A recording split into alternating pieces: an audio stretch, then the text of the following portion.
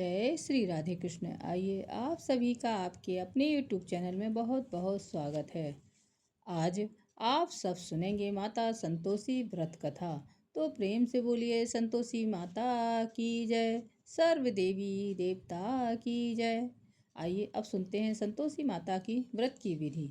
इस व्रत को करने वाला कथा को कहते व सुनते समय हाथ में गुड़ व भुने चने रखें। सुनने वाले संतोषी माता की जय, संतोषी माता की जय मुख से बोलते जाएं। कथा समाप्त होने पर गुड़ व चने सबको प्रसाद के रूप में बांट दें। कथा से पहले कलश को जल से भरें, उसके ऊपर गुड़ व चने से भरा कटोरा रखें। कथा समाप्त होने और आरती समाप्त होने के बाद कलश के जल को घर में सब जगह छिड़कें और बचा हुआ जल तुलसी की क्यारी में डाल दें।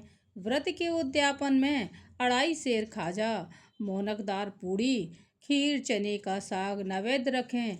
घी का दीपक जला संतोषी माता की जय जयकार बोलें, नारियल फोड़ें। इस दिन घर में कोई खटाई न खाएं।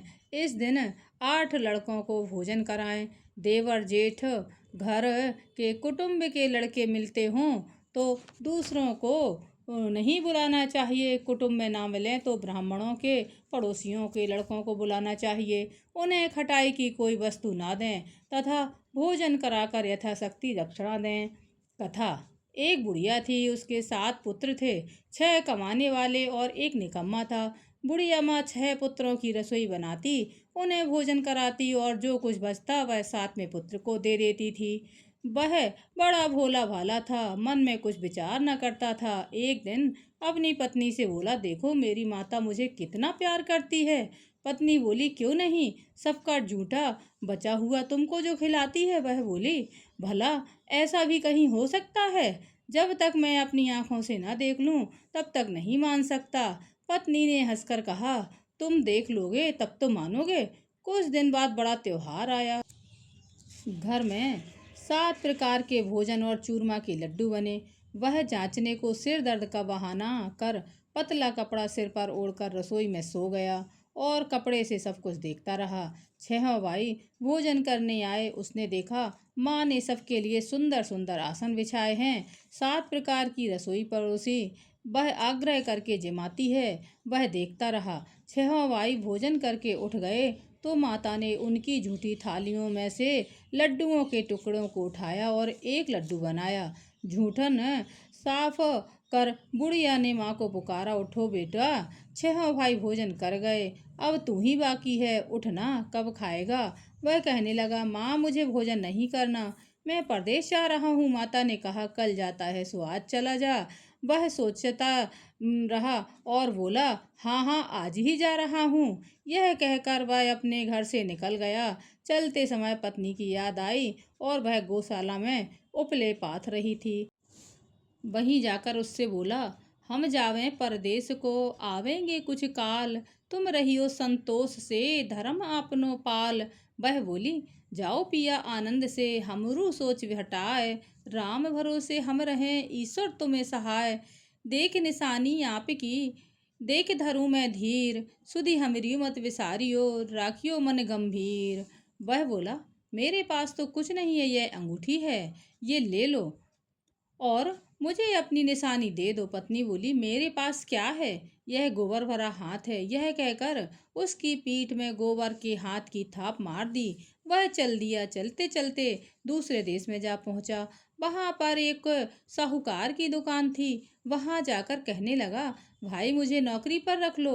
साहूकार को जरूरत थी। वह बोला रह जा। लड़के ने पूछा, तनख्वाह क्या दोगे? साहूकार ने कहा, काम देखकर दाम मिलेंगे। उसे साहूकार के पास नौकरी मिल गई। वह सवेरे 7 बजे से रात तक नौकरी बजाने लगा। कुछ दिन में दुकान का सारा देन लेन, हिसाब किताब, ग्राहकों का माल बेचना, सारा काम करने लगा। साहूकार के 7-8 नौकर थे। वे सभी चक्कर खाने लगे कि यह तो बहुत होशियार बन गया है। साहूकार ने भी काम देखा और 3 महीने में उसे आधे मुनाफे का साझीदार बना लिया। वह 12 वर्ष में ही नामी सेठ बन गया और मालिक सारा कारोबार उस पर छोड़कर बाहर चला गया। अब उसकी पत्नी पर क्या बीती सो सुनो। सास ससुर उसे दुख देने लगे। सारी गृहस्थी का काम करके वह उसे लकड़ी लेने के लिए जंगल भेजते। इस बीच घर की जो रोटियों के आटे की जो भूसी निकलती, उसकी रोटी बनाकर रख दी जाती और फूटे नारियल के खोपरे में पानी। इसी तरह दिन बीतते रहे। एक दिन वह लकड़ी लेने जा रही थी कि रास्ते में बहुत सी स्त्रियां संतोषी माता का व्रत करती दिखाई दी। वह वहां खड़ी हो कथा सुनकर बोली, बहनों, यह तुम किस देवता की पूजा कर रही हो, व्रत कर रही हो, और इसे करने से क्या फल मिलता है? इस व्रत को करने की विधि क्या है? यदि तुम अपने व्रत का विधान मुझे समझाकर कहोगी तो मैं तुम्हारा एहसान मानूंगी। तब उसने से एक स्त्री बोली, सुनो, यह संतोषी माता का व्रत है। इसको करने से निर्धनता दरिद्रता का नाश होता है और लक्ष्मी जी आती हैं, मन की चिंताएं दूर होती हैं, घर में सुख होने से मन को प्रसन्नता और शांति मिलती है, निपुत्र को पुत्र मिलता है, प्रीतम बाहर गया हो तो जल्दी आता है, कुंवारी कन्या को मनभावन वर मिलता है, राजद्वारे में बहुत दिनों से मुकदमा चल रहा हो तो वह खत्म हो जाता है, सब तरह सुख शांति हो, घर में धन जमा हो, पैसा जायदाद का लाभ हो, रोग दूर हो जाएं तथा मन में जो कुछ कामना हो वे सब इस संतोषी माता की कृपा से पूरी हो जाती हैं। इसमें जरा भी संदेह नहीं। वह पूछने लगी, यह व्रत कैसे किया जाता है, यह भी बतलाओ, यह आपकी बड़ी कृपा होगी। स्त्री कहने लगी, 1.25 का गुड़ चना लेना, इच्छा हो तो 5.25 का लेना या 11.25 का भी अपनी सहूलियत अनुसार लेना, बिना परेशानी श्रद्धा और प्रेम से जितना बन सके सवाया लेना, 1.25 से 5.25 तक, इससे ज़्यादा भी शक्ति हो तो शक्ति के अनुसार लें। हर शुक्रवार को निराहार रहकर कथा सुनना, कहना, इसके बीच क्रम न टूटे, लगातार नियम पालन करना, सुनने वाला कोई ना हो तो घी का दीपक जलाकर उसके आगे जल का पात्र रख कर कथा कहना, परंतु नियम ना टूटे। जब तक कार्य सिद्ध ना हो नियम पालन करना और कार्य सिद्ध हो जाने पर व्रत का उद्यापन करना। 3 मास में माता मनोरथ पूरा करती हैं। यदि किसी के खोटे ग्रह हो तो भी माता 1 वर्ष में कार्य अवश्य पूरा कर देती हैं। कार्य सिद्ध हो जाने पर ही उद्यापन करना चाहिए, बीच में नहीं। उद्यापन में 2.5 सेर आटे का खाजा तथा इसी परिमाण से खीर और चने का साग करना, 8 लड़कों को भोजन कराना, जहाँ तक हो सके देवर जेठ भाई बंधु कुटुंब के लड़के लेना, ना मिले तो रिश्तेदारों और पड़ोसियों के लड़के बुलाना, उन्हें भोजन कराना, यथाशक्ति दक्षिणा दे माता का व्रत पूरा करना। उस दिन घर में कोई खटाई न खाए। यह सुनकर वह चल दी। रास्ते में लकड़ी के बोझ को बेच दिया और उन पैसों से गुड़ चना ले माता के व्रत की तैयारी कर आगे चली और सामने मंदिर को देख पूछने लगी, यह मंदिर किसका है? सब कहने लगे, संतोषी माता का मंदिर है। यह सुनकर माता के मंदिर में जा माता के चरणों में लौटने लगी। दीन होकर विनती करने लगी, माँ, मैं निपट मूर्ख हूँ, व्रत के नियम कुछ नहीं जानती, मैं बहुत दुखी हूँ। हे माता जग जननी, मेरा दुख दूर करो, मैं तुम्हारी शरण में आई हूँ। माता को दया आ गई। एक शुक्रवार बीता ही था कि दूसरे शुक्रवार को उसके पति का पत्र आया और तीसरे शुक्रवार को उसके पति का भेजा हुआ पैसा भी आ गया। यह देख जेठानी मुँह सिकोड़ने लगी, इतने दिनों में पैसा आया, इसमें क्या बड़ाई है? लड़के ताने देने लगे। काकी के पास अब तो पत्र आने लगे, रुपया आने लगा। अब तो काकी की खातिरदारी बढ़ेगी। अब तो काकी बुलाने से भी नहीं बोलेगी। वह बेचारी सरलता से कहती, भैया पत्र आए, रुपया आए, हम सबके लिए अच्छा है। ऐसा कहकर आंखों में आंसू भरकर संतोषी माता के मंदिर में मातेश्वरी के चरणों में गिरकर रोने लगी। माँ, मैंने तुमसे पैसा नहीं मांगा, मुझे पैसे से क्या काम है, मुझे तो अपने सुहाग से काम है। मैं तो अपने स्वामी के दर्शन और सेवा मांगती हूँ। तब माता ने प्रसन्न होकर कहा, जा बेटी, तेरे स्वामी जल्दी ही आएंगे। यह सुन खुशी से बावली हो घर में जा काम करने लगी। अब संतोषी माता विचार करने लगी, इस भोली पुत्री से मैंने कह तो दिया है कि तेरा पति जल्दी आएगा, पर आएगा कहाँ से? वह तो सपने में भी इसे याद नहीं करता। उसे याद दिलाने मुझे ही जाना पड़ेगा। इस तरह माता बुढ़िया के बेटे के सपने में जाकर कहने लगी कि बेटा सोता है या जागता है? वह बोला, माता सोता भी नहीं जागता भी नहीं, बीच में ही हूँ, कहो क्या आज्ञा है? माता कहने लगी, तेरे घर बार कुछ है या नहीं? वह बोला, मेरा सब कुछ है माता, माँ बाप भाई बहन और पत्नी, क्या कमी है? माता बोली, भोले पुत्र तेरी पत्नी घोर कष्ट उठा रही है, तेरे माता पिता उसे दुख दे रहे हैं, वह तेरे लिए तरस रही है, तू उसकी सुधि ले। वह बोला, हाँ माता वह तो मुझे मालूम है, पर मैं जाऊं तो कैसे जाऊं? परदेश की बात है, लेन देन का कोई हिसाब नहीं, जाने का कोई रास्ता नजर नहीं आता, कैसे चला जाऊं? माँ कहने लगी, मेरी बात मान, सवेरे नहा धोकर संतोषी माता का नाम ले, घी का दीपक जला दंडवत कर दुकान पर जा बैठना, देखते ही देखते तेरा लेन देन सब चुक जाएगा, जमा माल बिक जाएगा, सांझ होते होते धन का ढेर लग जाएगा। सवेरे बहुत जल्दी उठकर उसने अपने सपने की बात कई लोगों को बताई, तो उन सब ने उसकी बात अनसुनी कर उसका मजाक उड़ाने लगे कि कहीं सपने की बात सच होते हैं। एक बूढ़ा बोला, देख भाई मेरी बात मान, इस प्रकार सच झूठ करने के बदले देवी ने जैसा कहा वैसा ही करने में तेरा क्या जाता है? वह बूढ़े की बात मान संतोषी माँ को दंडवत कर घी का दीपक जलाकर दुकान पर जा बैठा। थोड़ी देर में वह क्या देखता है कि देने वाले रुपया लाए, लेने वाले हिसाब लेने लगे। कोठे में भरे सामान के खरीदार नगद दाम में सौदा करने लगे। शाम तक धन का ढेर लग गया। माता का चमत्कार देख प्रसन्न हो मन में माता का नाम ले घर ले जाने के लिए गहने कपड़े खरीदने लगा। वहाँ के काम से निपटकर वह घर के लिए रवाना हुआ। वहाँ पर उसकी पत्नी जंगल में लकड़ी लेने जाती, लौटते वक्त माता के मंदिर में विश्राम करती। वह तो उसके रोज के रुकने का स्थान था। दूर से धूल उड़ती देखकर माता से पूछती है, हे माता यह धूल कैसी उड़ रही है? माँ कहती है, पुत्री तेरा पति आ रहा है, अब तू ऐसा कर लकड़ियों के 3 बोझ बना ले, एक नदी के किनारे रख, दूसरा मेरे मंदिर पर और तीसरा अपने सिर पर रख ले। तेरे पति को लकड़ी का गट्टा देखकर मोह पैदा होगा, वह वहां रुकेगा, नाश्ता पानी बनाकर खाकर माँ से मिलने जाएगा।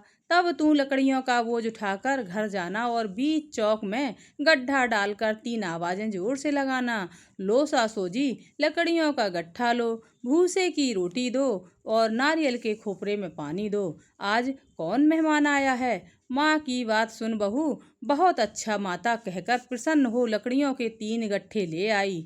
एक नदी के तट पर, एक माता के मंदिर पर रखा। इतने में ही एक मुसाफिर आ पहुंचा। सूखी लकड़ियां देखकर उसकी इच्छा हुई कि अब यहीं विश्राम करें और भोजन बना खाकर गांव जाएं।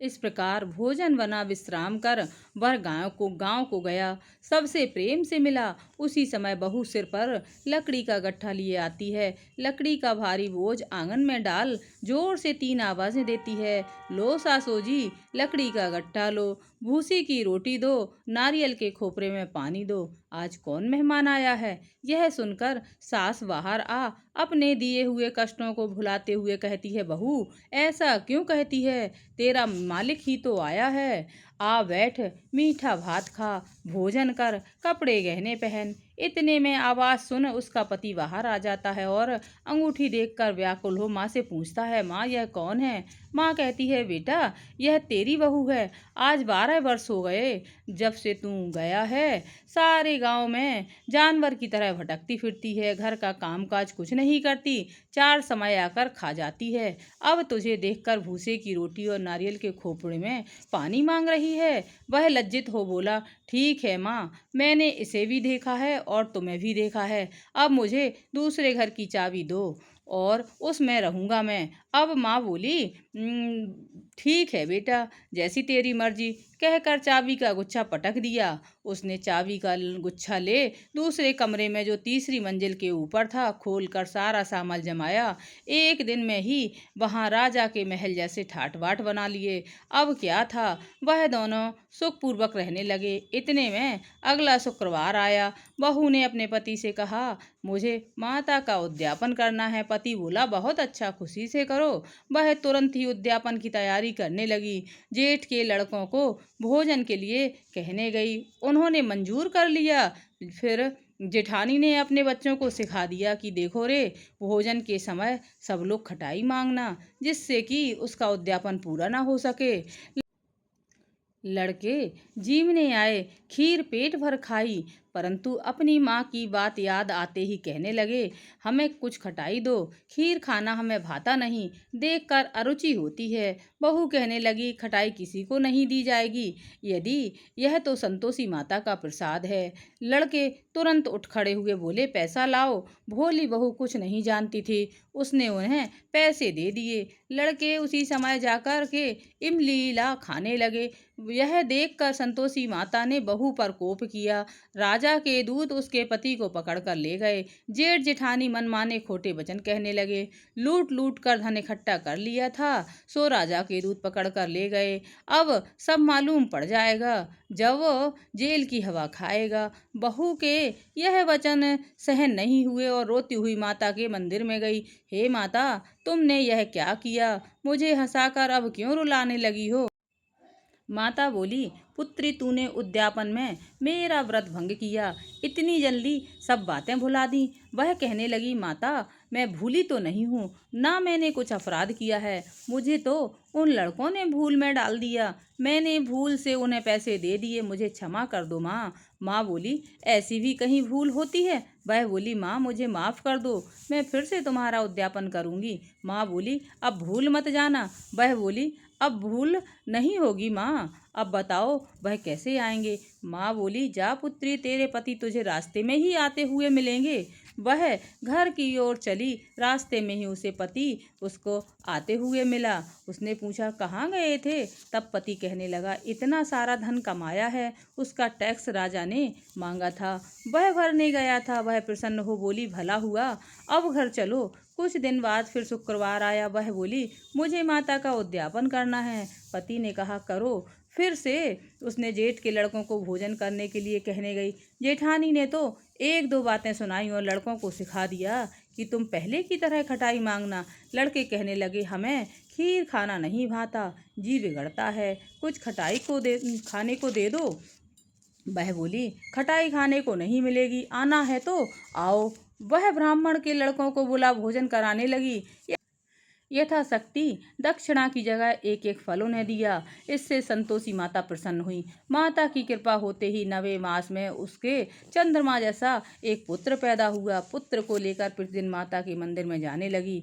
माँ ने सोचा कि यह तो रोज आती है, आज क्यों न मैं इसके घर चलूं, इसका आसरा देखूं तो सही। यह विचार कर माता ने भयानक रूप बनाया। गुड़ और चने से सना हुआ मुख, ऊपर सूंड के समान होंठ, उस पर मक्खियां भिनभिना रही थीं। दहलीज में पांव रखते ही उसकी सास चिल्लाई, देखो रे, कोई कोई चुड़ैल डायन चली आ रही है, लड़को इसे भगाओ, नहीं तो किसी को खा जाएगी। लड़के डरने लगे और चिल्लाकर खिड़की बंद करने लगे। छोटी बहू रोशनदान से देख रही थी। वह प्रसन्नता से पगली हो चिल्लाने लगी, आज मेरी माताजी मेरे घर आई हैं, यह कहकर बच्चे को दूध पिलाने से हटाती है। इतने में सास का क्रोध फूट पड़ा और बोली, राण, इसे देखकर कैसी उतावली हुई है जो बच्चे को पटक दिया। इतने में माता के प्रताप से जहाँ देखो वहाँ लड़के ही लड़के नजर आने लगे। बहू बोली, माँ जी, मैं जिनका व्रत करती हूँ यह वही संतोषी माता है। इतना कह झट से